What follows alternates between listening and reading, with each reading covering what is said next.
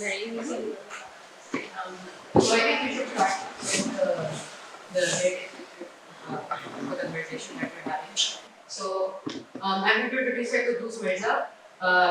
He's a professor at SWAD, and he's a celebrated painter, critic, curator, and pioneer Pakistani art on global platforms. You can hear me by the way, right? Okay. The first Pakistani at Royal College of Arts, he has exhibited worldwide, curated landmark shows, and shaped generations of artists. His works are in major collections, and he writes for leading international publications.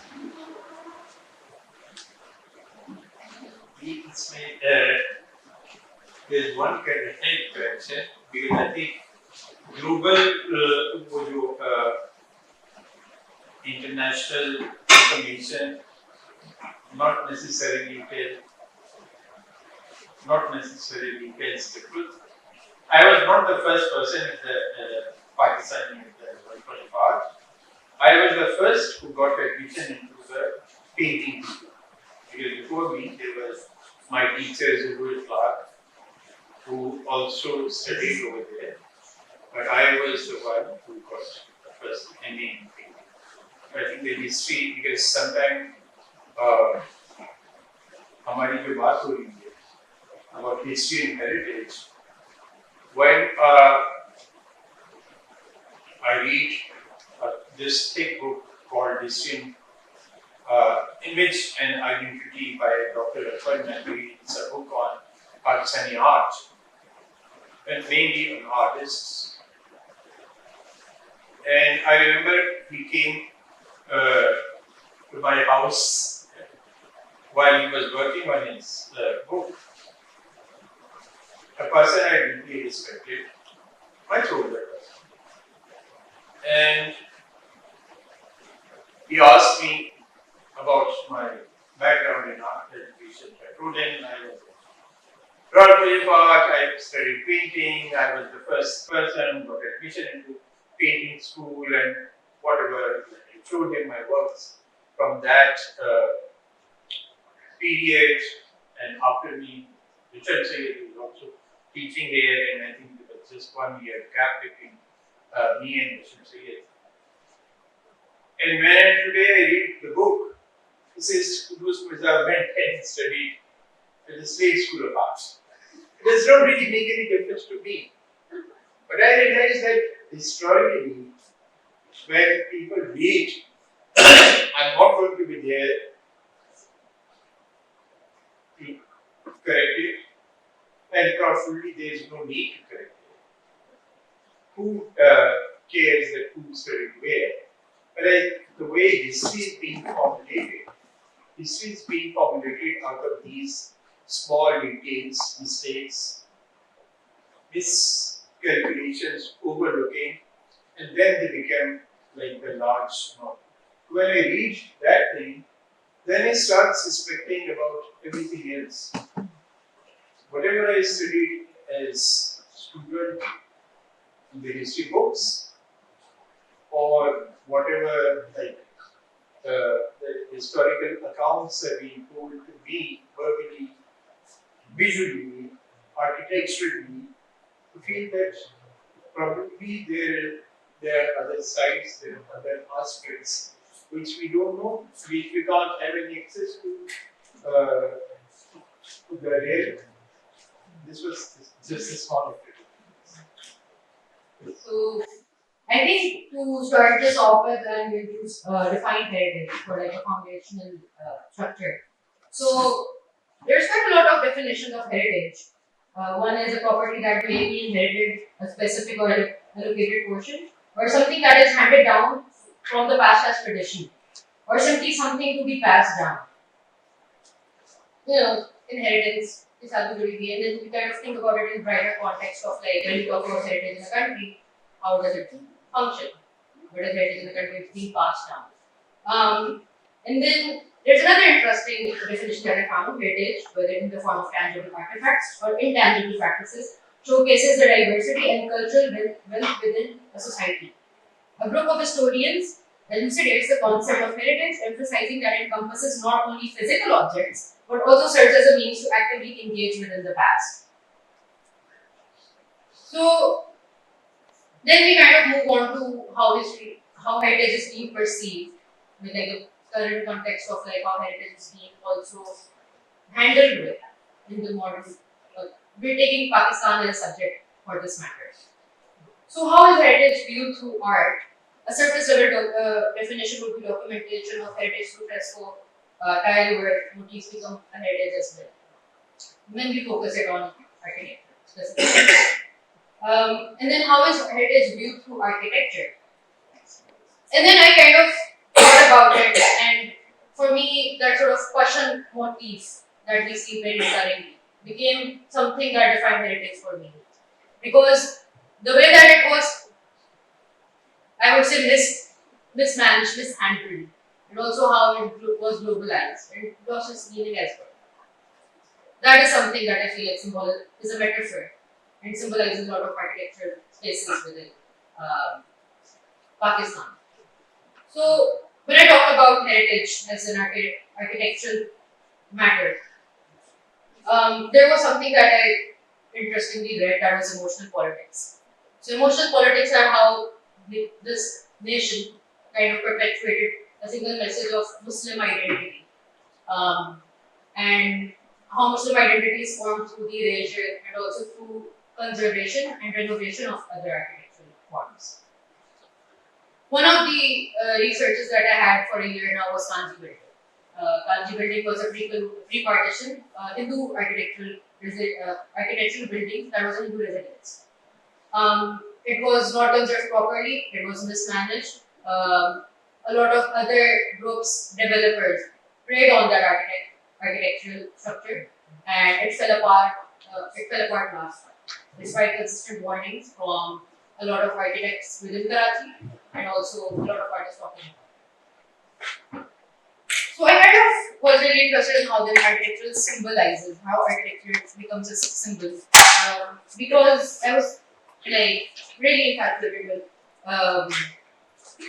Qutb ul-Din, okay, the slave who became a very king, the Sultanate king, and how his mausoleum was left to ruins and then was reconstructed again later on because it supported a certain national identity. It supported a message. Um, and now it has like Quranic calligraphy and all of that, and also aesthetically supported.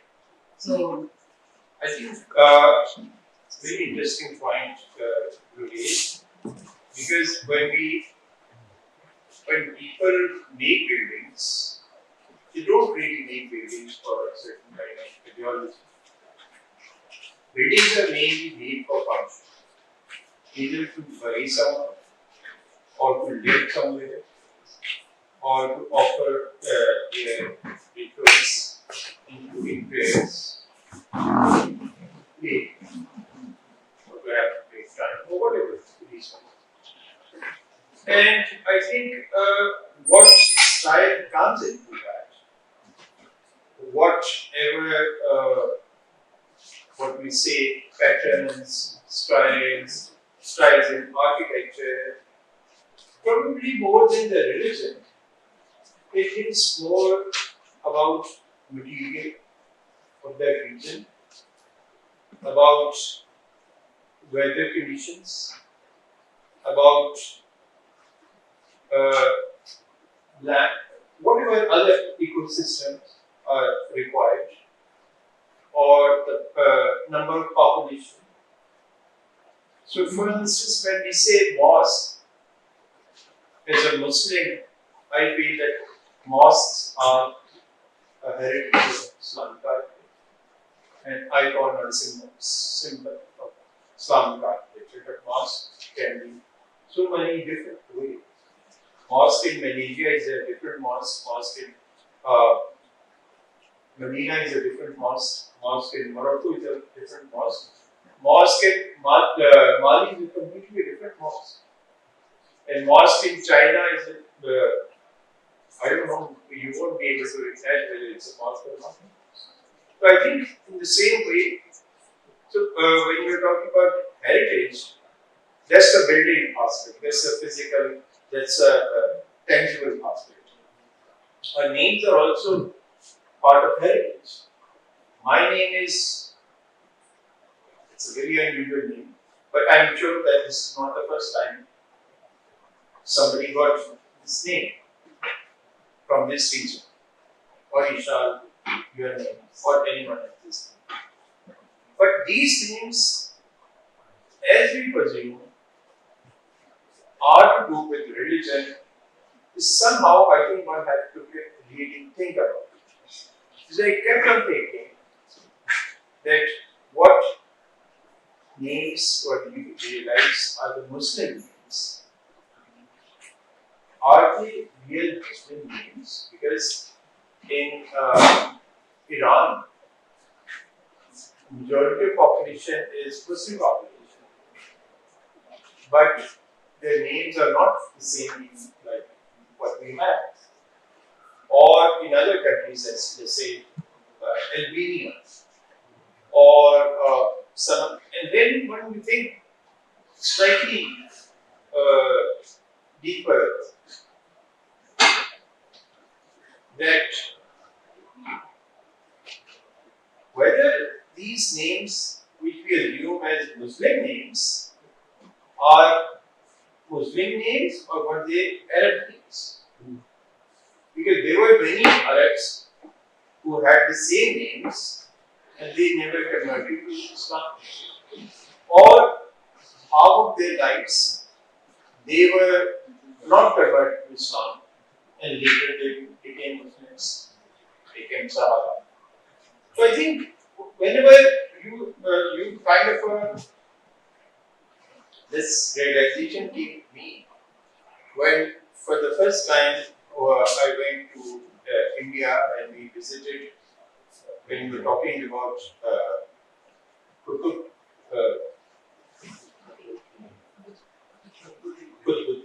Ever, who has his mausoleum in Qurani in Anarkali, not Qurani. And then there's a Qutb Minar in Delhi, and next to it there's a Qutb Mosque. For me, as a child, to go to mosque, I still go to mosque. And for us, mosque means arches, Islamic calligraphy, prayer mats, and everything else. And when you go into the first mosque which was built in Indian subcontinent by Muslims, it had sculptures in it. There's like segments of Hindu temples in it, figurative sculptures in it. And guys, like, how can this be a mosque? Then you feel that for a community, when you enter into a mosque or when you convert into another religion, the smaller details do not really matter. Because regardless whether you are praying in a forest, or regardless whether you are praying on a desert, or regardless whether you are praying in a tent, or regardless whether you are praying inside an aeroplane, or a car, or a mosque, you are praying to God. God is it. So for them, it did not really matter how it was, what were the Islamic ingredients. The ingredients were the available material, available stones, available masons, available ground. So they converted into this. And of course, it had its function as well because you congregate, you pray together, whereas in Hindu religion, you don't really have this kind of a prayer in a row and then led by a man who's like leading that prayer and offering it as a group. So that kind of a function as in church, because the design of the church is more about the order of the prayer, not to do with the idea of God. So somehow I think the function, material, weather condition, a church in Pakistan may not necessarily be a church like in No, where you need huge Gothic windows and Gothic walls, where you need a lot of light, because over here you need something which is covered, because you don't need to get burnt inside the church. So I think the idea of heritage is more about local heritage, whatever it is, rather than when you talk about identity. So identity also becomes a kind of a heritage, which we assume that we have a certain kind of identity, and we try to keep on formulating. We have this identity, and as a person who have crossed in the age of 60, I realize in my age, I have come through many identities. So, to start with, when you talk about the our identity. So, what is us? Us as Pakistan, us as Baluchi, us as Punjabi, Sindhi, Saraiki, Pakhtun, Urdu speaking, Potwari, many. Then you think about what are us? Urban, rural, bankers, artists. So there are multiple us. We assume that Pakistan or a province or a speak language. So there are multiple ways Punjabi is spoken across the border. There are many people who speak Sindhi in India as well. Pashto is also spoken on the other side of the border. Urdu is, I think, probably there are more Urdu speaking community in India. So that's why, and then Pakistan, when you talk about the country as Pakistan, Pakistan was once a huge country which included today's Bangladesh. And then Pakistan, when it was formulated in 1947, it also had its claim on Junagadh and I think there was a Hyderabad Deccan. Like Kashmir, we had. I was reading an article before yesterday, and then many other states were not part of Pakistan. Like Bahawalpur for 1 year, it was an independent state. Balochistan it was called Kalar. That was not also part of Pakistan. So I think that kind of a when we talk about identity, we use the word identity, but it's so vague, it's so fluid, and it so fluctuates. So we don't know what we have as an identity. So this is and then we take as some kind of inheritance or your heritage. In my view, it is not what is given to me, it is what I make it. There's a difference between that. So when my father died, we had whatever he had, his collection. So it was on us that what we wanted to keep it and how we want to rearrange it and how we want to get whatever we wanted to dispose of. But when you, I think about experiences as well, is that it kind of negates the country as a whole. I'm not negating country as a whole, I'm talking about the identity as a whole. But when we talk about heritage and identity as well, while I think it is a very strong point to mention that a lot of material cultures, the buildings depended on material cultures, such as we have limestone, sandstone, and the frescoes were created in a particular manner. This also will take us to the trajectory of how conservation is also happening within Pakistan. But it is also, for me, it is kind of it's extremely concerning because as a nation identity, we are visuals are very important. That is something that I was imparted when 9/11 happened. That was an attack on an identity, a visual of power. The fact that Kanji building alongside three others were desecrated essentially by external forces, which kind of erases those spaces and those identities for other marginalized groups. So Kanji building was a pre-partition Hindu building. We didn't know that because that was not documented. We had to approach the archaeology department and Marvi Mazir, and we found out that this is being excavated because it's a visual of Hindu. And that kind of also deepens their marginalization and their oppression as well, because these spaces that represent them are being erased. Further on, when we talk about material culture, for example, if we take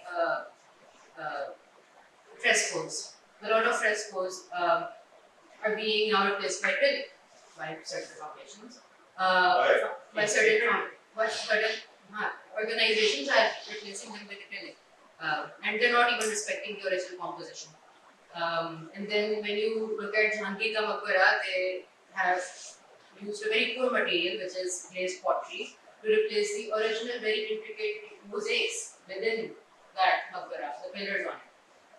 So material culture I feel like should be also respected, because if you look at Lahore Fort, we kind of also like for 70 years Pakistan has had Lahore Fort now, and we only replace the tiles without understanding that the original issue is within the original drainage system. Agreeable that the British did mess that up when they didn't fix that drainage system, but because we're almost nearing a century now, we haven't fixed that either. And so it brings us again to like how important are these symbols again. So a question or maybe a comment. जहाँ तक मेरी understanding है ना, पाकिस्तान की जो identity है वो it is like 60-70 years old, and it has been superimposed on people, and a lot of those people didn't identify with this identity which was superimposed on them as a colonial project. और उस वजह से फिर ये जो इशाल बात कर रही थी मेरे से, जो buildings, pre-partition buildings, which are basically memories of a not so distant past of what our identity was and wasn't.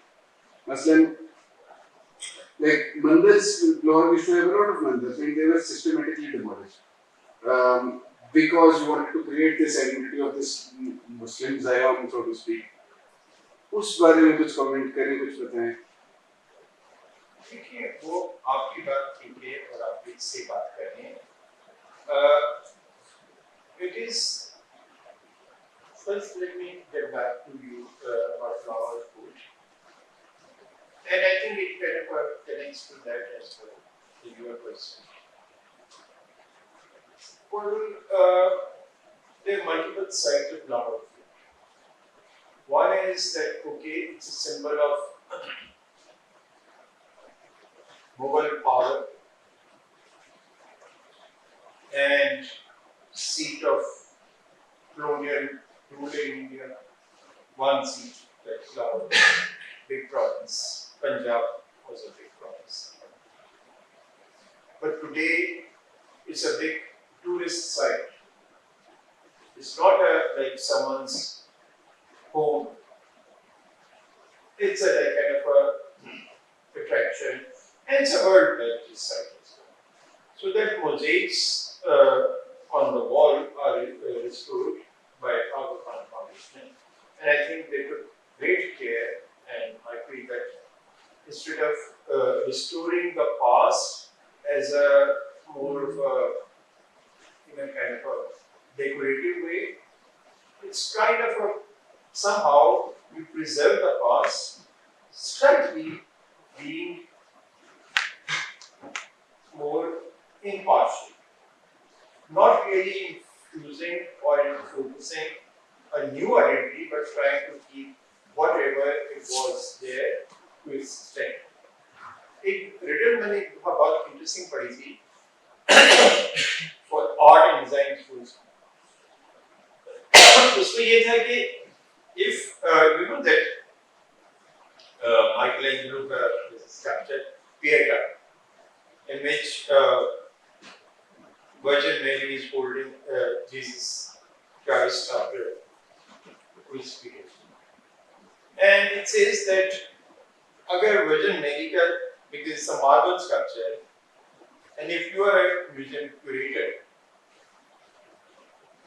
तो अगर उसका नाक टूट जाए, what are you going to do? What are you doing? I think fixing it with like How? There are two. There are multiple. Either you fix it as if it's never broken, or you don't fix it. You keep it like this, as in the. Let me fix. Or you don't fix it. You keep it as it was like left by Michelangelo. It's broken. It's broken. Or first you just leave it. Second, you fix it as if it's never broken, or you fix it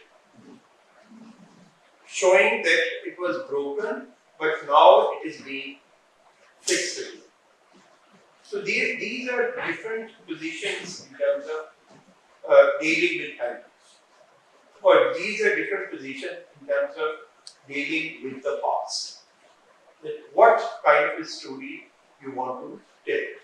You want to tell the real story, you want to tell the story which is fabricated story, or you want to tell the story which says that this is a fabricated story. So after you want to say something? Yeah.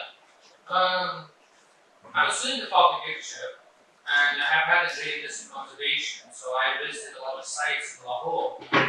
And I do agree that at the end of the day, whatever skills we have and whatsoever, we should try to attempt to restore the building. But the problem is that if restoration is done not according to the Venice Charter and not according to impartial historical techniques, but with some sort of I should say malicious intent to rewrite it, due to sectarianism, which happens very often, like the Ali Maghdam, or whether it is to attempt to put a new grand narrative of Islamistan, arguably talk with some of these types.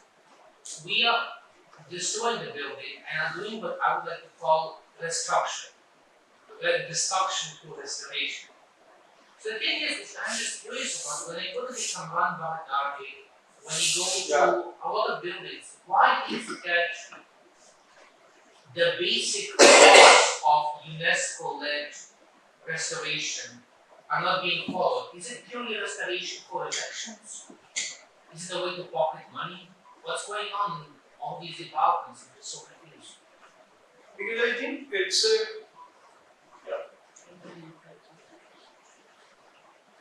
that agent, what I was, the riddle I was talking to you, that it determines whatever your position is. To Kamran's Baghdadi, when it was restored for some kind of a political agenda. Because the government, the sitting government, which restored it at that moment, it restored because. Let me try to be some controversial. It's not enough that it had a kind of a family power. So they identified with the Mughal dynasty. It was also kind of a dynastic because one family member was the prime minister, the other family member was the chief minister. So somehow that kind of and this the entire mindset was this kind of dynastic mindset. So Kamran Bhayadali, they identified as a projection of their own life through that. And there are other there is another building in Lahore which is created in pure, and I deeply respect the architect who created that building in a pure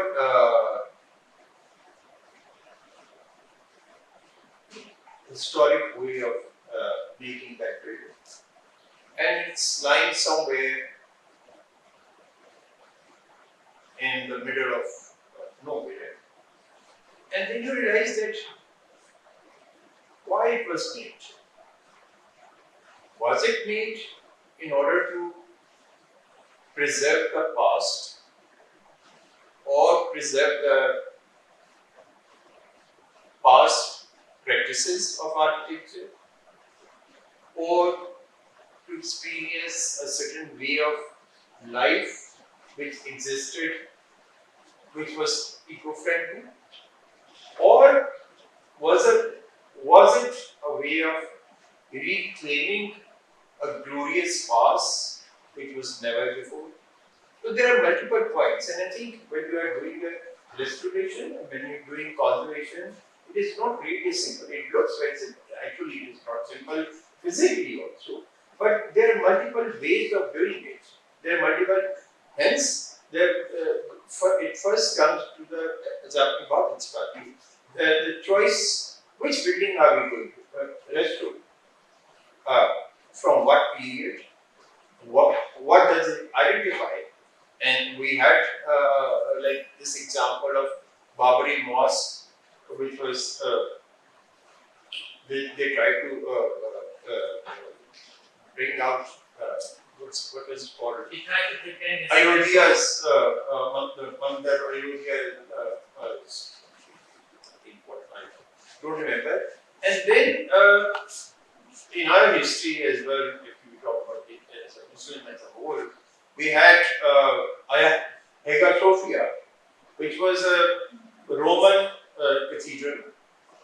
It was taken by Muslims. It was converted into a mosque. And then now later on, when I remember going there and I saw it, you see it as a tourist site. And now in current Turkish government, it has again turned into a mosque. And then the same way with the Quddus Mosque, if you go there, it's a mosque, but it is a cathedral now because it's a mosque. You see, because I was there once, and then I saw sculpture of Jesus Christ and all these central atrium and everything. And then I saw someone offering his prayer. And I guess why? This could be another way that whatever you're trying to do, whatever you're trying to get out of it, you can, but buildings are there, made. It is the culture, later generations, or later governments, or later generations who claim them. Whether physically they claim them, or whether emotionally they claim them, or they convert their function, or they change their identity. So identity does not remain the same. Once my house is my house, it's my house where I live. But if I become a historic person, as when you go into London or you go somewhere else, you see someone's house and it says, P.C. Shelley lived here, and it's turned into a museum. Allama Iqbal's house in Railway Road in Lahore is turned into a museum. He lived there. He had spent his life. He wrote poetry or he read books or whatever he wanted to do over there. He studied.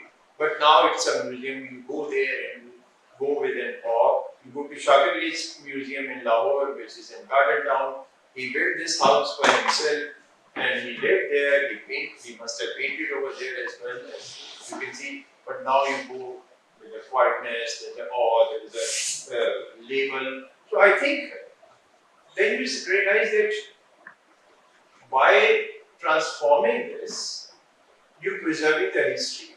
But what is the point? What is the agenda of doing it? And how you are doing it, as we are talking about conservation, that it is not really a simple matter. It has some kind of a political, a certain kind of a agenda, that why you leave some places, Sikh Gurdwaras are destroyed, but Hindu mandirs are preserved and reconstructed. The reason is that the Pakistan wanted to uh, proclaim that you are Indians are destroying mosques while we are preserving Hindu temples. Whether Pakistanis or some Pakistanis are destroying or burning churches or destroying empty mosques or their places of worship or something. But Hindu temples are preserved. They are restored in the short range areas where because this is something you want to project. It's a kind of, it's not about the history. It's not about the love of architecture. It is not about heritage. It has a certain kind of a political reason. But whereas the Hindu building, Kanchi building, has a Hindu owner, but it was a secular building, it has nothing to do with a religious function in it. So hence, there is no need of preserving it. I think, especially in terms of Kanji building, the thing about Kanji building, you're correct that it was used as a residential area rather than a kind of worship. The issue in terms of Kanji was one that is situated in a more commercial sector of Pakistan, of Karachi in particular. And the thing about Kanji is that it also was essentially basically Hindu residents lived there. Post partition, they were forced to migrate. During the partition, they were forced to migrate. 20 years, squatters lived there. So, how the laws essentially worked, land agreement was either you could exchange lands, the both nations would exchange land, but no nation could claim a land that was left out. So, they had to allow the structure to fall to be able to also gain access to the land, which I also feel like is a very underlying layer to it. However, the primary issue is like the activism that was following Kanji was that it normalizes the fact that marginalized communities now are used to live there. It also kind of raises that sort of national voice, like we always had a Muslim identity, without actually illustrating that Hinduism was also established from River Ravi. So religious groups have always existed before Islam. That was primarily concerned as well when it comes to Kanji. And the thing about it was that it was actually, the concern about it was being voiced by a lot of people in position of power. Marvi Mazhar, Yasin Lari as well. They were all very concerned. In fact, after Kanji fell, Marvi Mazhar also wrote an obituary about it. So it wasn't just like, at this point, it wasn't just a secular building, it was a symbol. It had a meaning attached to it. It was worth fighting for. But yeah, that is primarily when we talk about Kanji. Also considering the time, we can also have questions. So if anybody... One question, the Kanji family lived there, still The there. Kanji building was named Kanji building. It was like an apartment complex. Okay. So like it was a residential area where primarily Hindu people lived. During the partition, they were forced to migrate, and 20 years squatters lived there. And then the squatters were forced to leave. But what housing society started doing was it started deconstructing the structure from within. So what was left was a facade. And recently, what happened was developers actually attacked the left wing of the facade. So because the supporting structure was gone, the entire building, the facade collapsed. But even the symbolism of the facade was very important at that time because it actually normalized a sort of coexistence and consistent erasure of these buildings. Like we consider them Bhatta Palace. We also look at Papti House. Papti House is a very important, I think it's a good example. Intellectual people would meet there, and then it was repurposed, now it's commercialized, it also loses its inherent identity as well, because it's so commercialized. There was another phenomena when after the partition, when there was migration, so there were properties left in Lahore and in other areas of Pakistan, which was called evacuation properties. So people who migrated, so their properties were there. So anyone could got allotted to a lot of people. Allotted. The best side of that part was that since they got that property, so they took great care of them. And I know some of the houses still in Lahore to the later generations are living over there. There, like one of the houses, Amrita Shekh's house, and one house is this Gangaram house. I Gangaram house. So I think there are buildings in Lahore which were like certain kind of like non-religious buildings are different buildings, and then religious buildings have a different kind of they had a different reaction because people someone's house you go to Dubai and you stay in a room where a night before a Christian couple was staying, or a night before, probably 10 nights before, a Hindu family was staying. But so you can move into a house where a Christian or a Hindu or whoever migrated were living there. But the place of worship, since because of your religion, you don't go there, so it becomes a land which is useless, or a building which becomes a useless. So what to do with it? Either to turn it into a historic site, or to convert it into another place of worship, as had been practiced over the years, and I think not in Pakistan but across the world it did happen in Arab worlds and other countries as well. So and then today, because the sense of architecture, the sense of history, the sense of past has always been a realization with the commerce, with the tourism. Because people who come, there's a great trade involved, there's a big, when we think about it, Lahore Fort and the Fort Road and this food street, all these businesses could not have been flourished if they had not have been Lahore Fort. So, but when Lahore Fort was made, probably that area must have been as deserted as today's Governor House and with great security. So I think this idea of heritage, this idea of preservation of past, has other kind of agendas which are about the market effects. So, questions? Yeah. But also I would like to add in, I agree with it definitely. It also differs case to case. There was this Hindu group, I have to it down, I believe. They used to be based in Anarkali, and their access to the world was blocked. So they created coverage of that way. And so, with other by oppression as well, this group was forced to convert it to Christianity to be able to also exist there.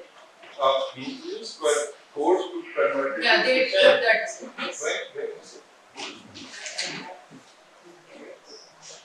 Before partition? No, this was post-partition. Oh, yes. This was very interesting. It was like a lot of lower caste Hindus thought that if they would convert to Christianity, they would one escape persecution for being Hindu. जो यहाँ पे रह गए वो they converted to Christianity.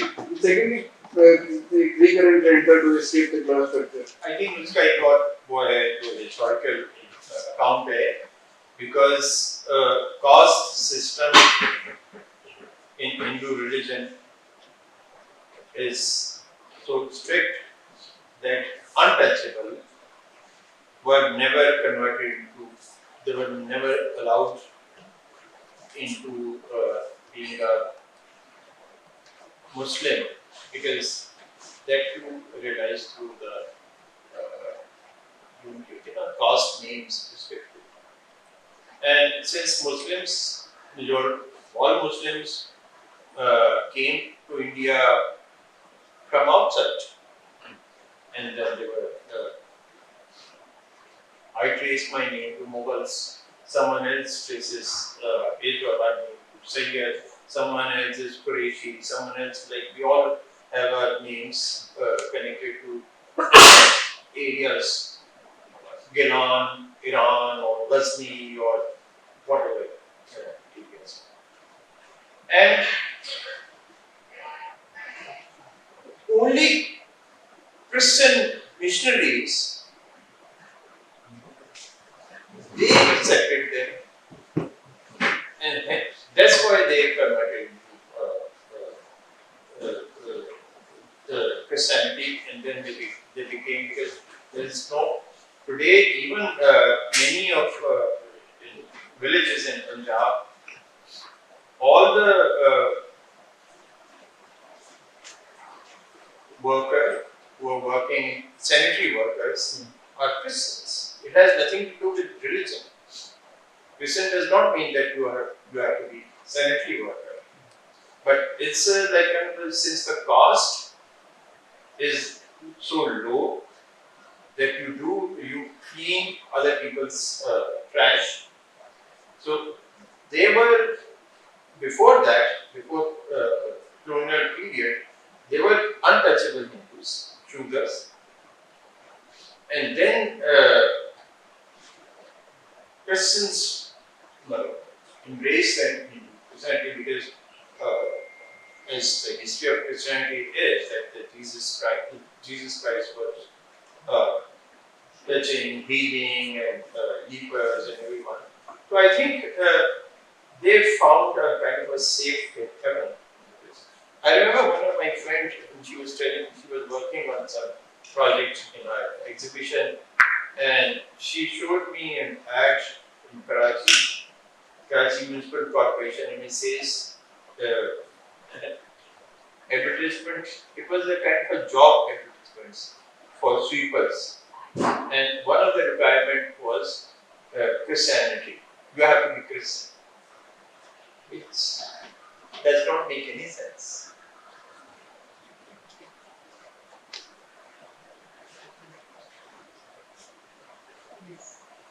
I think the big tragedy of it all, when it comes again to the heritage and everything else, is that we both own and don't own the heritage. What I mean by that is that the heritage has existed before us. It did not belong to Pakistan, it belonged to the Mughal Empire, let's say. It was here before us and will be here after us. Including even again those same politicians who destroyed the Kangam. It was here before them, it will be here after them.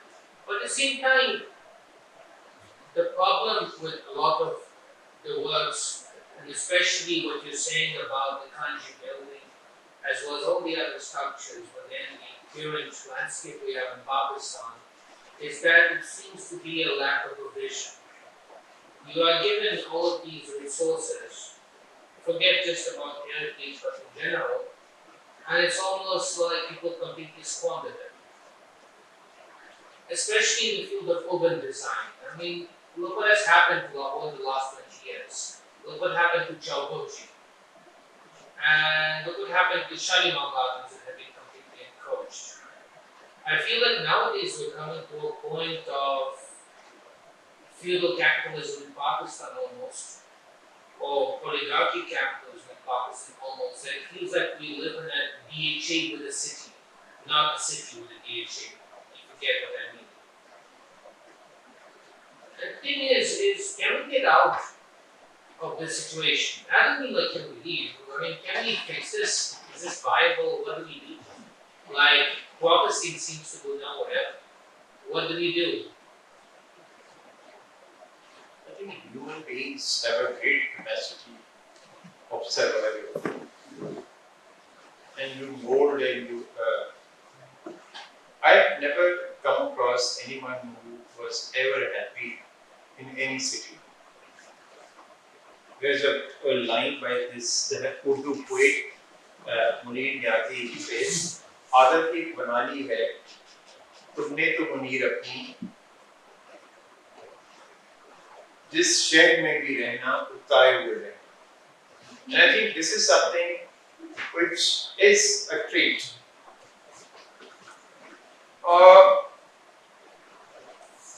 People are generally unhappy about their surroundings, regardless wherever you are.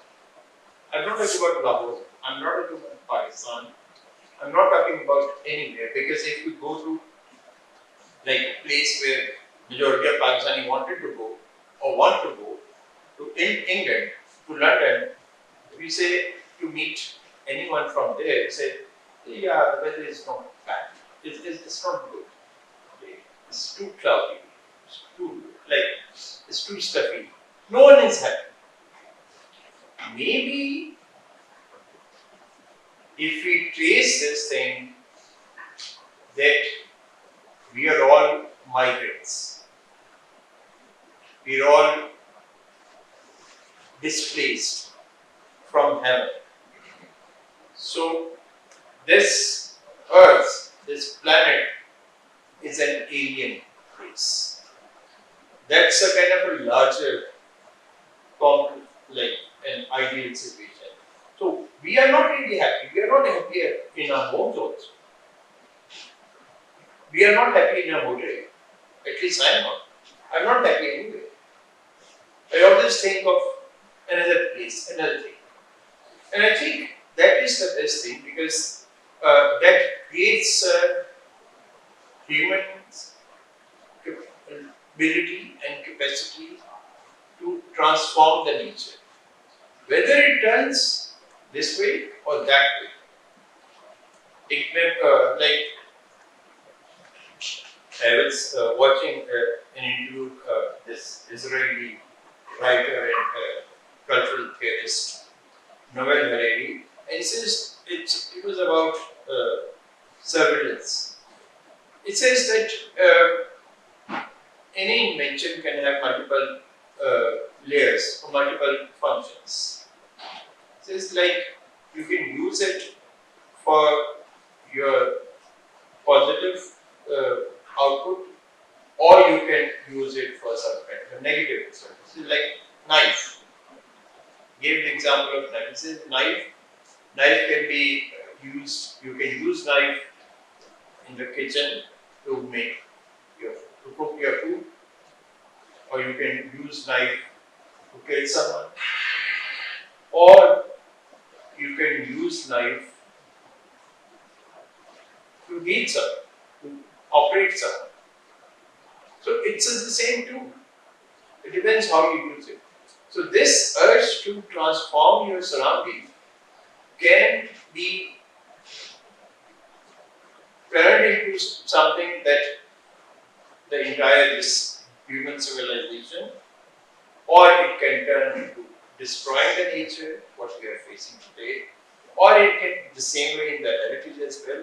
It depends, and I think there is no.